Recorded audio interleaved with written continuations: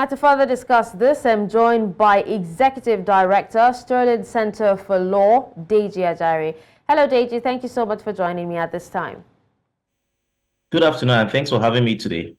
All right, now, to what extent does Governor Ododo's alleged use of state resources, such as his motorcade, to facilitate the departure of Yahaya Bello constitute an abuse of power or obstruction of justice, and how does this align with the whole legal standard? Yes, Governor Yahaya Bello, Governor Usman Ododo, rather, is an elected government official. He is sitting in a fiduciary relationship with the people of Kogi State, and he is in a position of trust, entrusted with the resources and the rights of the citizens of Kogi State. And these resources are intended to be deployed for the benefit of those people of Kogi State. Now, when these resources are deployed for reasons other than the primary interest of the people of Kogi State, such as diversion of such resources to satisfy, and that is exactly our point here.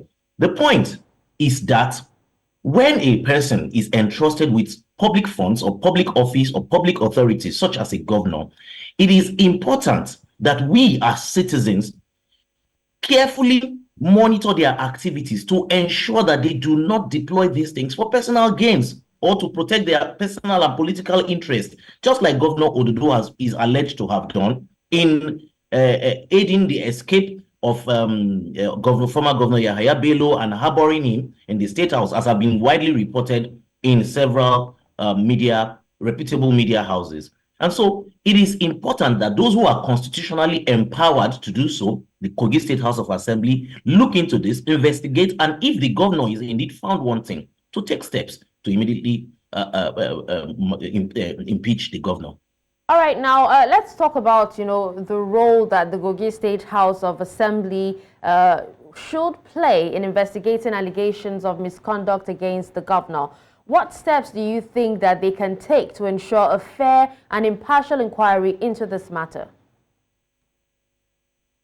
Thank you very much. Fair and impartial inquiry into this matter. Now, the Constitution is very clear. It has already envisaged situations like this, and in Section 188 of the Constitution, as amended, it makes clear step-by-step provisions for what the State House of Assembly should do when allegations of abuse of office, of misconduct such as this, are made against a governor or deputy governor. And first, what they need to do is, amongst themselves, they need to collate signatures and send to him and expect him to respond to those allegations. Now, of course, without any doubt, if this is to be done impartially, that means those who are alleging that the governor came and aided the escape of the governor must also be called in. That means the AFCC must be brought in. Those agents, those sources who knew what happened at the residence of the governor, of the former governor on that day, must also be invited, because that is the only way you can get a balanced, fair, and impartial report of what transpired on that day. Then when that happens, when you get that report, when they, as the legislators, get that report, it is only then that they can now decide whether indeed there has been an infringement or not. And if there has been an infringement, without much ado, they set up a panel. I mean, the chief judge of the state will set up a panel at the request of the State House of Assembly. And this is all that we're asking that they should do. It is not in doubt that the State House of Assembly is an appendage of the executive in Kogi State. And one really has doubts whether indeed they will take these steps. But it is important too, as citizens, that we must do our part so that we can at least have it on record that we did our part, and that, having called on the legislators to do their part, they have failed to do so. Because at the moment, after the receipt of the letter, the clerk, the spokesperson of the Kogi State House of Assembly has been reported to have said, "Oh, it did not happen." Now one wonders how indeed they knew, or they know, if they were not at the venue of the alleged infringement. All right, Deji, so, you talked about, misuse of office by the governor, but can his actions be described as a violation of the rule of law And if so, what legal mechanisms are available to address such violations within the state's governance structure? Now, like I have said earlier, when a person is entrusted or is put in a position of trust and that person misuses or uses that position for reasons other than the primary reasons for which they were entrusted with that authority, then it is, of course, an abuse of the power and authority that they have. Now, the question I would ask is, or rather, the question any reasonable person should ask is this: the resources that the Kogi State people have entrusted on Governor Usman Ododo, including, of course, the finance, the funding, the motorcade, the residents, and all of that, and the, of course, police protection and the immunity which accrues to him.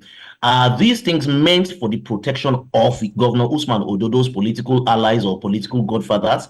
I do not think so. I think it is obvious that that is not the purpose. And so when the governor now does that, like I said, there are allegations that in fact he has been, the former governor has been in hiding in the government house.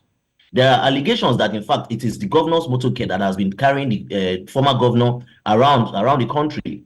If this indeed is true, then clearly this is an abuse of the trust that is conferred But on that's the still an current allegation governor, until Usman it is Ododo. ascertained. Sorry? I said those are still allegations until they've been ascertained. Absolutely. Absolutely. They are allegations. And that is the reason we are calling on those who are constitutionally authorized to investigate to do so. You see, if you look at the clear wordings of our call to the State House of Assembly, it is nothing but merely drawing their attention to these allegations, which are already rife, like I said, widely reported in even all of the reputable media houses in Nigeria. They have reported them. And so if this is so, then it is concerning for me as a Kogi State, indigene, it should be concerning for anybody who also holds any elective office in Kogi State, because if it turns out to be true, I consider it quite embarrassing. And if it is so, then the legislators who have the power, who have the mandate and the authority, no, the responsibility actually to investigate ought to do so. And that is what we're saying they should do. All right. Well, thank you so much, Deji, for speaking with us on this. Thank you so much for having me. Thank you.